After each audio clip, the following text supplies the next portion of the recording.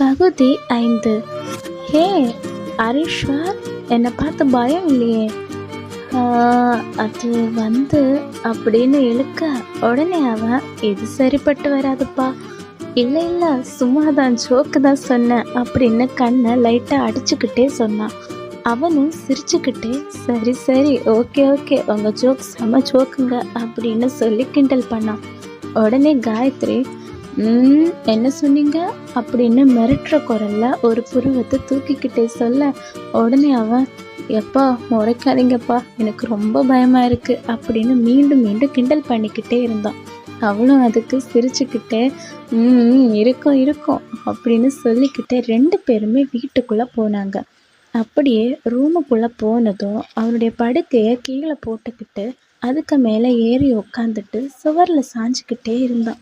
காயத்ரி கிட்ட, எங்க நீங்கள் மேலே படுத்துக்கோங்க அப்படின்னு சொன்னான். உடனே காயத்ரி, இல்லைங்க, நீங்கள் உங்கள் கட்டிலே படுத்துக்கோங்க, நான் கீழே படுத்துக்கிறேன் அப்படின்னு சொன்னான்.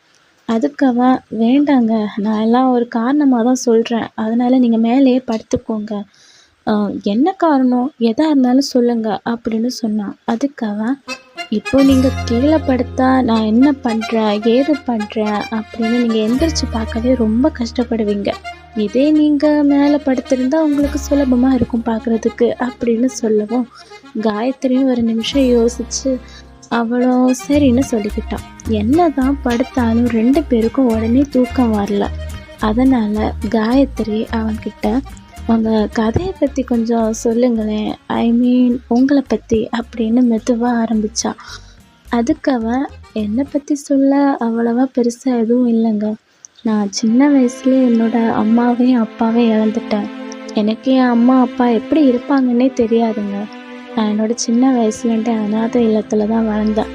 என் பாட்டியும் கொஞ்ச நாள் தான் இருந்தாங்க, அவங்களும் அப்புறம் இறந்து போயிட்டாங்க. அவங்களும் இறந்ததுக்கப்புறம் நான் அங்கேயே படித்து முடித்தேன். அப்புறம் சில நல்ல உள்ளத்தால் காலேஜ் எல்லாம் என்னால் படிக்க முடிஞ்சு. இப்போ ஒரு கம்பெனியில் வேலை பார்க்குறேன்.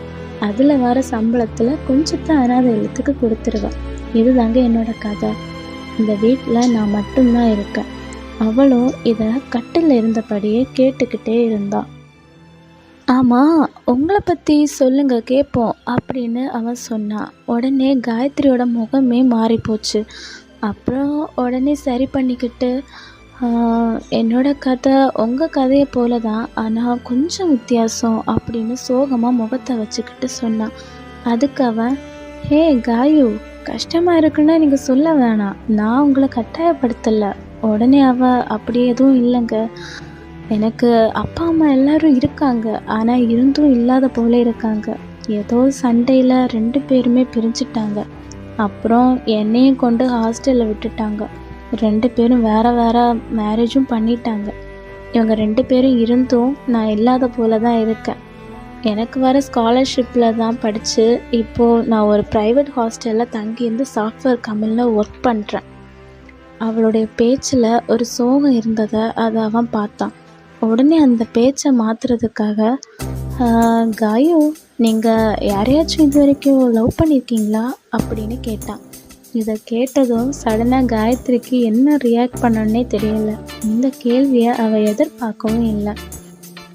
இந்த கேள்விக்கு காயத்ரி என்ன பதில் சொல்வா? இதுக்கு முன்னாடி காயத்ரி யாரையாச்சும் காதலிச்சிருக்காளா, இல்லை இவங்க 2 பேருக்குள்ளாடியும் காதல் இனிதான் மலருமா? இந்த கேள்விகளுக்கெல்லாம் உங்களுக்கு பதில் வேணும்னா தொடர்ந்து கேளுங்கள் அடுத்தடுத்து வரும் பகுதிகளில். கூடவே நம்ம சேனலையும் சப்ஸ்கிரைப் பண்ணிக்கோங்க.